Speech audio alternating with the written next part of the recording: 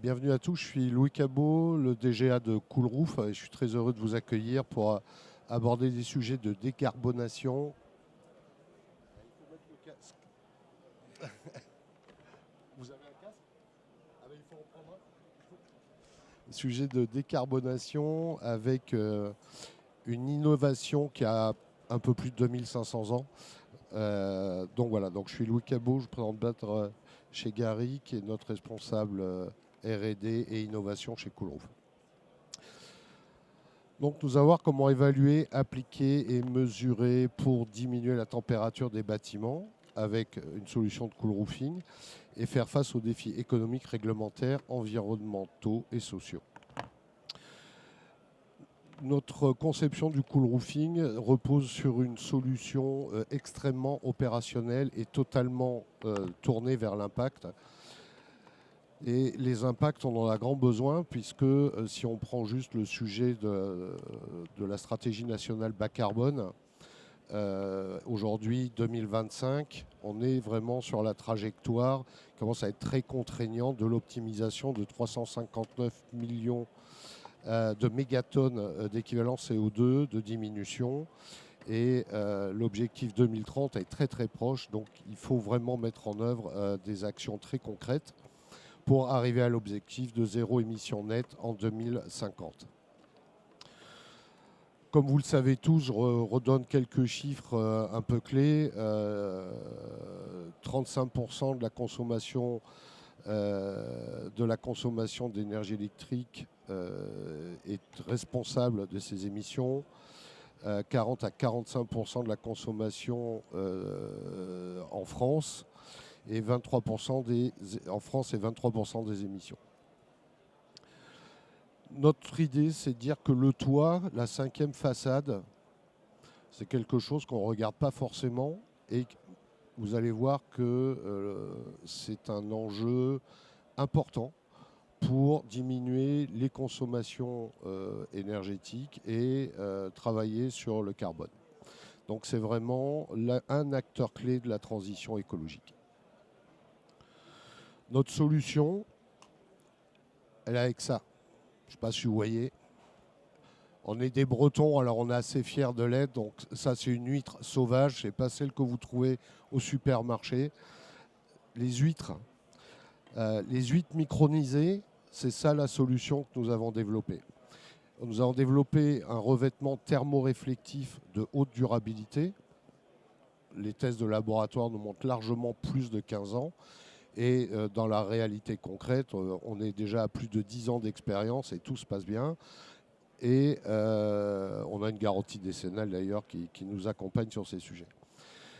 Coolroof, c'est une entreprise qui est totalement axée sur l'impact, comme je vous le disais tout à l'heure, impact économique et environnementaux, mais aussi sociétaux et solidaires, puisque nous sommes ESS, Bicorp et membres des 17 ODD.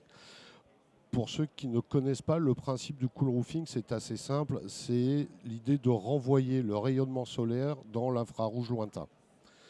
Le principe est simple. Si vous renvoyez le rayonnement solaire, vous allez diminuer la température de votre toit et par conséquent, vous allez diminuer la température intérieure de votre bâtiment en fonction de la résistance thermique.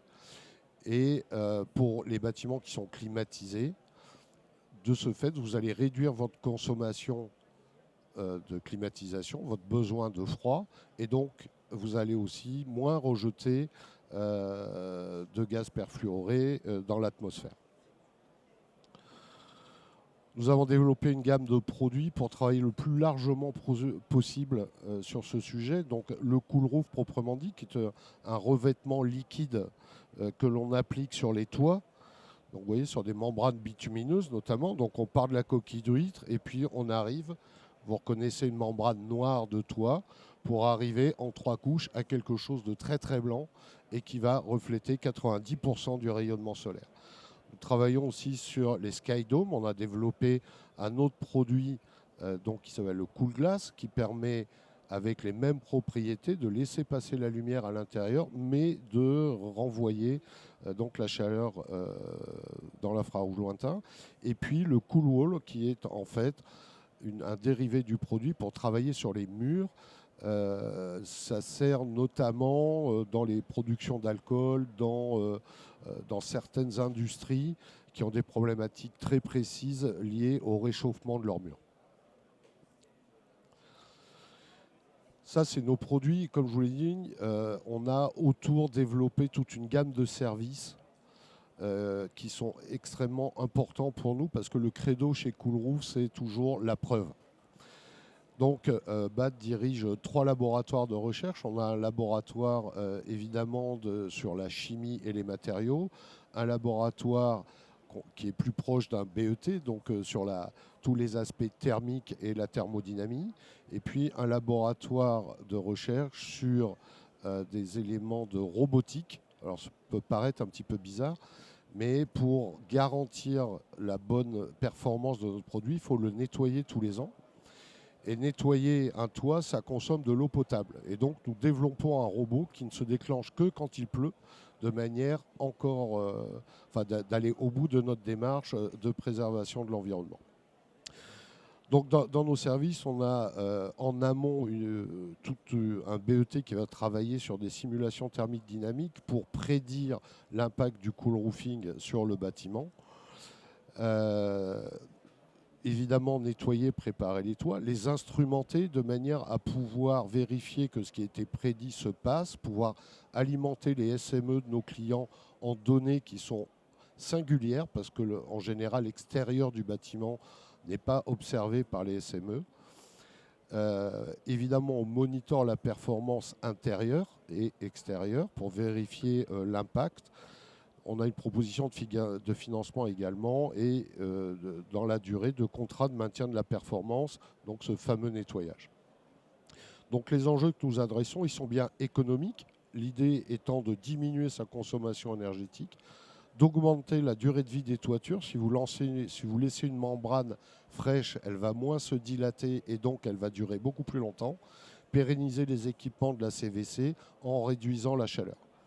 Environnementaux, réduction des gaz à effet de serre et notamment du CO2, mettre en place des solutions passives d'optimisation énergétique, c'est du recyclage, c'est un produit naturel et donc c'est éco-conçu, biosourcé et bien évidemment nos polluants.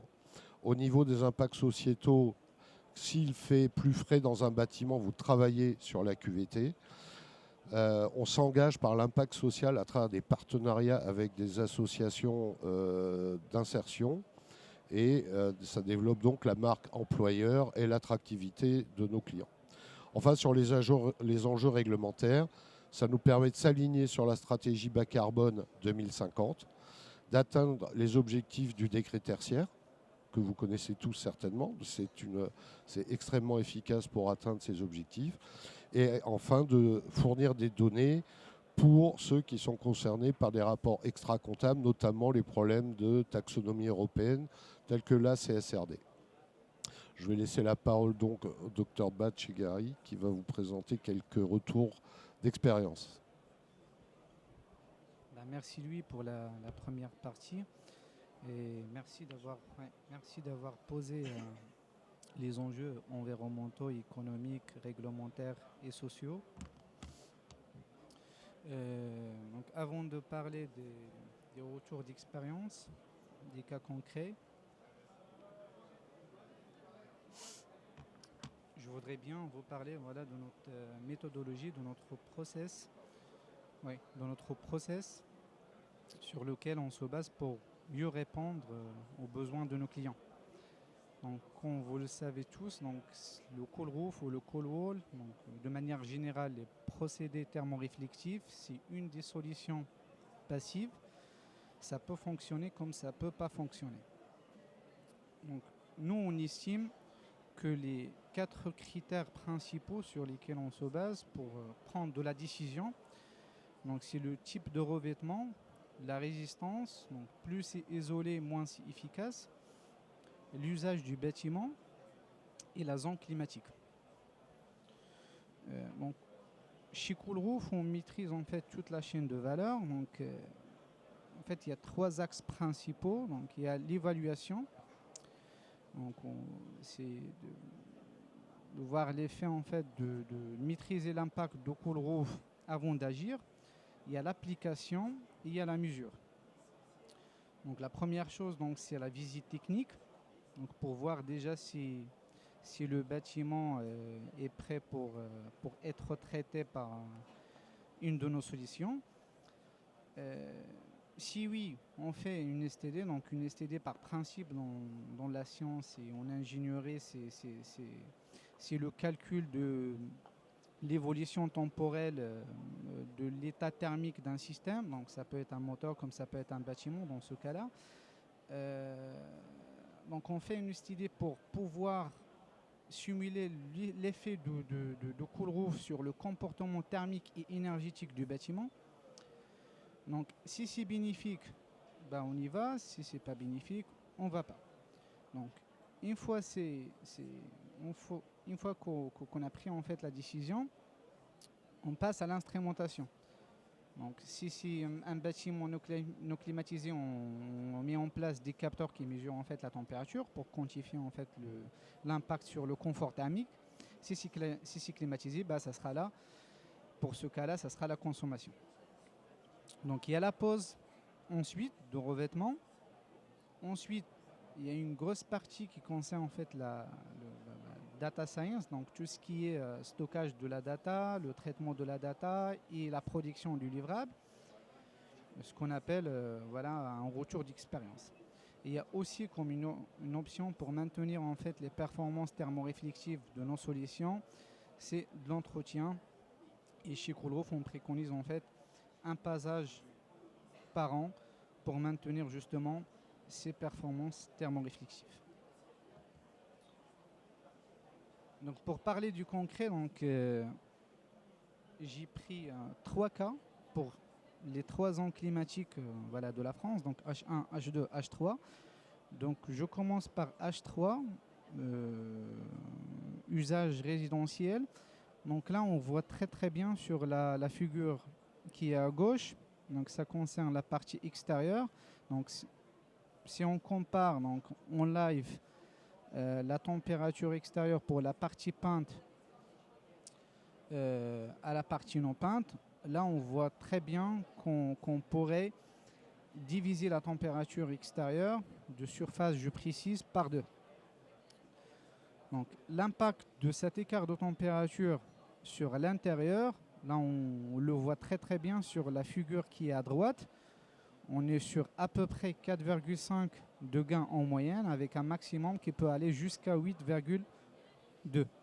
Et ce qui est bien, c'est qu'avec notre solution, c'est que on lisse en fait la température de l'automne. Donc concrètement, en fait, on supprime les différentes fluctuations remarquées en fait, les pics les plus élevés et les creux les plus bas, quoi. Alors je présente quand même la partie en fait qui concerne l'hiver. On a tendance de parler voilà, de l'été, mais qu'est-ce qui se passe en hiver? En fait, en hiver, on perd rien. Enfin, on perd rien, mais justement, pour certains cas, on ne va pas en dessous de la température qui concerne la partie non peinte. Et dans certains cas, dans d'autres cas, en fait, la température, il est un peu en dessous de la température du toit non peint, mais le déficit, on va dire, il est compensé en été. En fait, il est très très négligeable devant les gains qu'il pourrait y avoir pendant l'été. Donc si on parle des indicateurs, en fait l'impact de la solution sur les degrés heures d'inconfort, donc on constate une considérable diminution des degrés heures d'inconfort qui peuvent aller jusqu'à 3700 degrés heures par an, avec un impact négatif insignifiant pendant l'hiver. Et voilà, cet impact il peut être concrétisé en termes d'économie en énergie thermique jusqu'à 41 kWh par mètre carré par an, Avec un COP qui est aux alentours de 3, on peut aller jusqu'à 13,7 kWh par mètre carré par an en termes d'économie en énergie électrique. Et du coup, voilà, là, le résultat en termes d'empreinte carbone, il est de 17 kg CO2 par mètre carré.